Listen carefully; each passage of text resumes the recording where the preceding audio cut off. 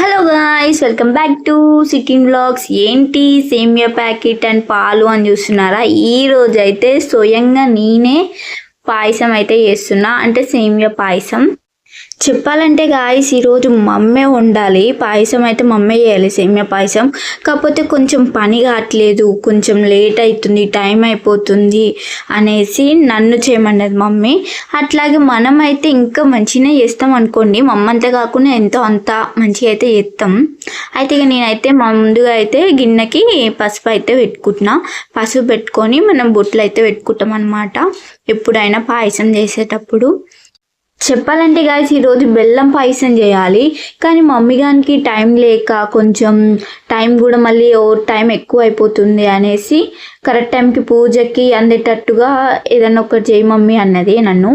అయితే ఫస్ట్ నువ్వే చేస్తాను కదా మమ్మీ, మళ్ళీ నన్ను ఎందుకు చేయమంటున్నావు అంటే కొంచెం లేట్ అవుతున్నా, నువ్వే చేసే ఏదో ఒకటి అనేసరికి నాకేమో బెల్లం పాయసం అంత సరిగా అయితే రాదు గాయస్. నిజం చెప్పాలి, అబద్ధాలు ఎందుకు చెప్పాలి, మీతో ఉన్నది ఉన్నట్టు చెప్పాలి. కాబట్టి నాకు సేమియా ఒక్కటే వచ్చు.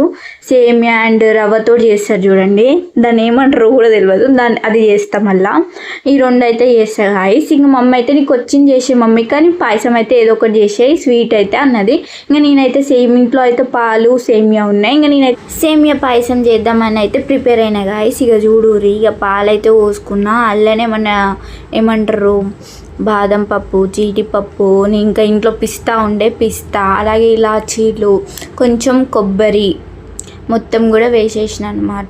పాలు చూసారా ఎంత చక్కగా పొంగుతున్నాయో. పాలను అయితే ఒక 3 times పొంగించుకోవాలి.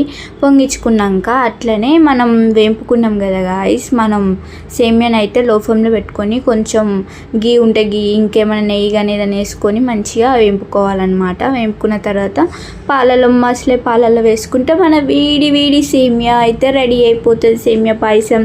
ఇక మమ్మీ గారు అయితే కిందికి దింపి దేవునికి అయితే పెట్టిండనమాట.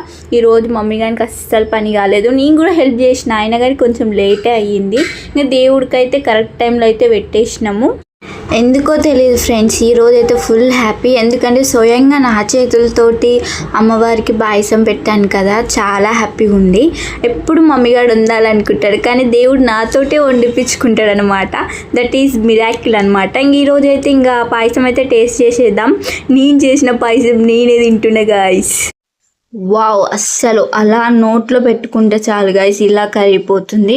అబ్బాబా చిట్టి సూపర్ రా నువ్వు. అసలు నా వంటలు నేను ఇంత బాగా చేస్తా అని నాకు ఫస్ట్ టైం అనిపించింది గాయస్. కానీ మనలో టాలెంట్ని తీయక మనకి తెలియట్లేదు, తీస్తే మాత్రం మనకన్నా తోపు ఎవ్వడు లేడు. కాబట్టి మీరు కూడా మీ ఇంట్లో ట్రై చేసి చూడండి. బాయ్.